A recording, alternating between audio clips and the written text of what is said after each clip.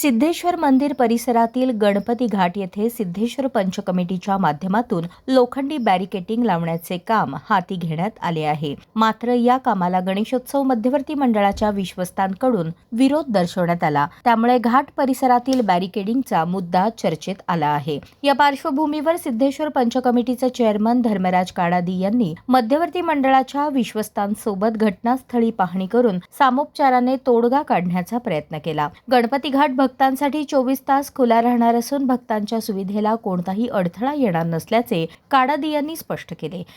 सिद्धेश्वर तलावाच्या भोवती जो रस्ता आहे त्याच्या सकटची प्रॉपर्टी देवस्थानची असल्यामुळे महापालिकेने ती सिद्धेश्वर देवस्थानला आता हँडओव्हर केलेली आहे आणि त्याचं मेंटेनन्स सगळं आमच्याकडे दिलेलं आहे. आणि त्या दृष्टिकोनातून हा संपूर्ण रस्ता चांगल्या पद्धतीनं पर्यटकांना भाविकांच्या दृष्टीनं डेव्हलप करण्याचे एक प्लॅन सिद्धेश्वर देवस्थाननी आखलेला आहे. त्यामध्ये महत्त्वाचं मुख्य अडचण त्या ठिकाणी येते आहे ती गणपती मंदिराकडं. याचा विचार देवस्थाननी फार सुरुवातीला केला आणि त्या ठिकाणी देवस्थान गणपतीच्या दर्शनासाठी या दरवाजातून येण्यासाठी आणि त्याच्याच बाजूला असलेल्या दशक्रिया विधीसाठी या ठिकाणी रस्ता ठेवून बाकीचा रस्ता हा त्या ठिकाणी रिस्ट्रिक्ट करून त्या ठिकाणी ही जी सोय त्या ठिकाणी होती ती ठेवणार आहोत.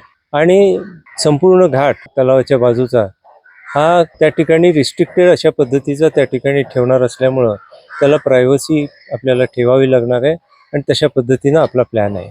काही ठिकाणी बऱ्याचपैकी मध्यंतरीच्या वर्षभरामध्ये व्यवस्था तिथं नीट नसल्यामुळं अनेक ठिकाणचे बाग बगीचा हा खराब झालेला आहे. तो अतिशय नवीन चांगल्या अशा पद्धतीच्या कॉन्ट्रॅक्टरनं घेऊन ही बाग अतिशय सुंदर अशा पद्धतीनं डेव्हलप करण्याचा सिद्धेश्वर मंदिराचे प्लॅन आहे.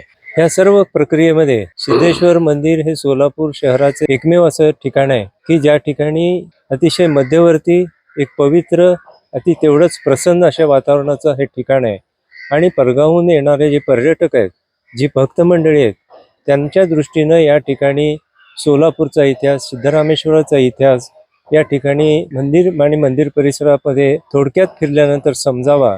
या ठिकाणी आलेल्या भक्तांना पवित्र असं दर्शन घ्यावं, या ठिकाणी ध्यानधारणा करावी आणि मनोरंजनाच्या माध्यमातून या ठिकाणचा इतिहास या भक्तांपर्यंत मिळावा ही खऱ्या अर्थानं ह्याच्या मागची संकल्पना आहे.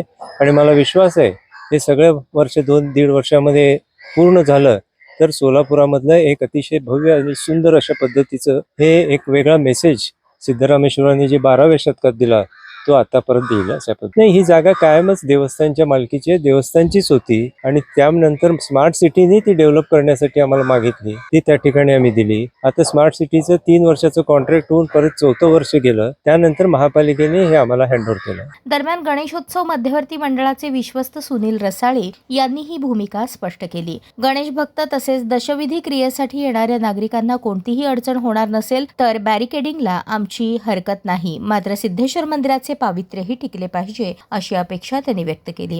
तोडगा म्हणण्यापेक्षा सार्वजनिक मध्यवर्ती गणेशोत्सव मंडळाचा हा परंपरेचा हक्क आहे या ठिकाणी विसर्जन करण्याचा. तो आम्ही हक्क कसल्याही परिस्थितीमध्ये कसल्याही किमतीत तो आम्ही हक्क सोडणार नाही.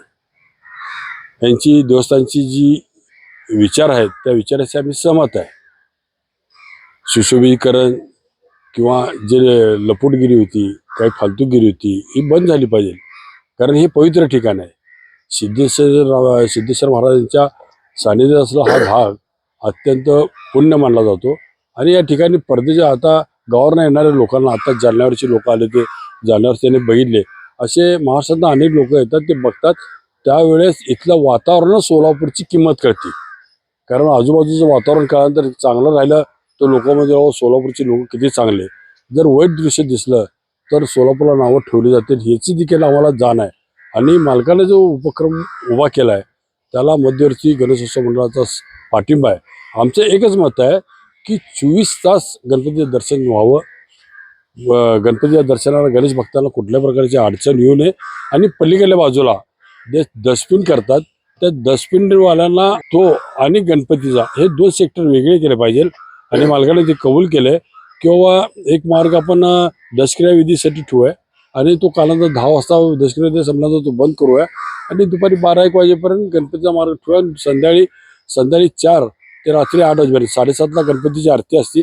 आरती झाल्यानंतर मार्ग बंद केला तर चालेल. एक देवस्थान कमिटीच्या आणि मालकांना कबूल केलंय तो आम्हाला मान्य आहे. म्हणजे सामोपचाराने वाद मिटला म्हणायचं. नाही सामोपचारामध्येच होता, हा. ह्याच्यात काय नव्हतं. म्हणजे आता हा प्रश्न मिटला. सामोपचार. त्यामुळे गणपती घाटातील बॅरिकेडिंगचा प्रश्न सामोपचाराने मार्गी लागण्याची शक्यता असून भक्तांची सोय आणि मंदिराचे पावित्र्य या दोन्ही बाबींचा समतोल राखण्याचे आव्हान आता पंच कमिटीसमोर आहे.